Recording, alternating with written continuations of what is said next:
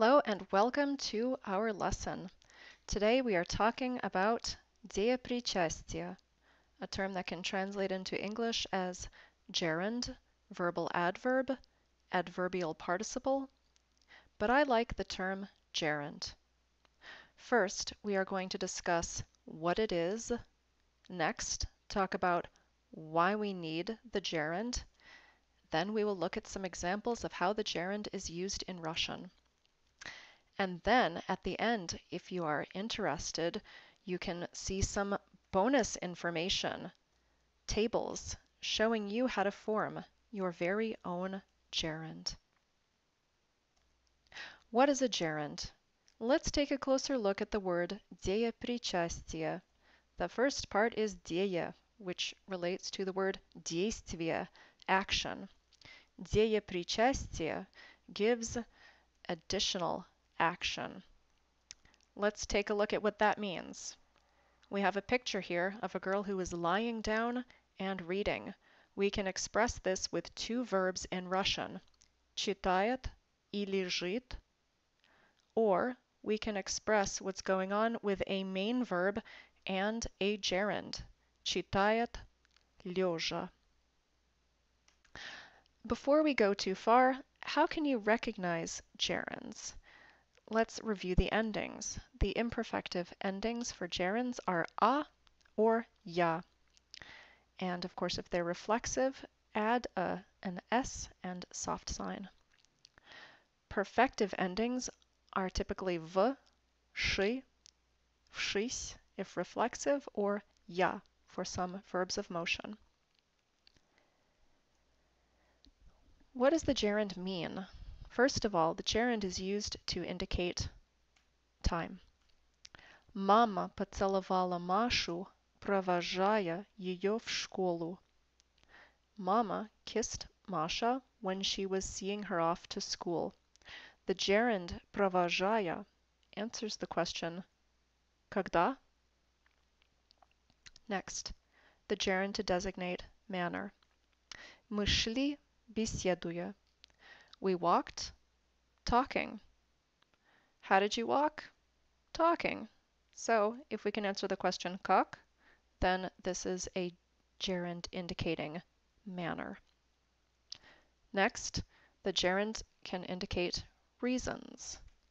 Зная характер мужа, она решила не рассказывать ему об оценках сына. Because she knew her husband's character, she decided not to tell him about the son's grades. And our gerund зная answers the question why. Next, the gerund expressing condition. Пропуская уроки, ты не сдашь экзамен. If you skip your classes, you will not pass the test. Next, let's look at how the gerund is used in Russian. It is used in announcements, for example, those in transportation. Выходя из вагона, не оставляйте свои вещи. When exiting the subway car, do not leave your things. Or, спускаясь по эскалатору, держитесь за поручни. When descending the escalator, hold on to the railing.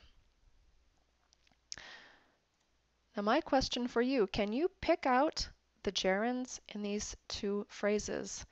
And then can you tell me whether these gerunds designate time, manner, reason, or condition?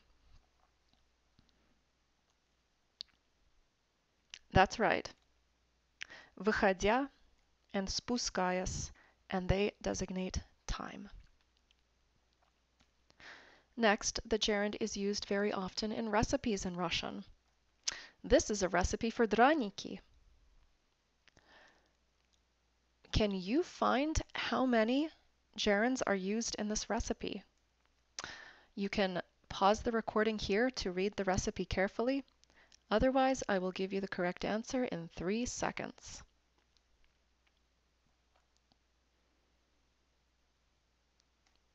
Готовя, прожарив, потушив, and добавив. Next, the gerund is used in popular expressions in Russian, like засучив рукава, rolling up your sleeves to work hard, or спустя рукава, letting down your sleeves, implying you are not working hard. Also, высунув язык, sticking out your tongue, or сложа руки, crossing your arms. Деепричастия are also used in proverbs, which Russians use all the time. First, не узнав горя, не узнаешь радости, which could translate into English as, you can't appreciate the good times without the bad. Next, не зная броду, не суйся в воду, which means approximately, don't wade into the water if you don't know the best place to cross it. And perhaps a good English equivalent could be look before you leap. Do you remember how in the beginning I promised you a bonus? Well, we have some bonus information now, tables on how to form your very own gerunds.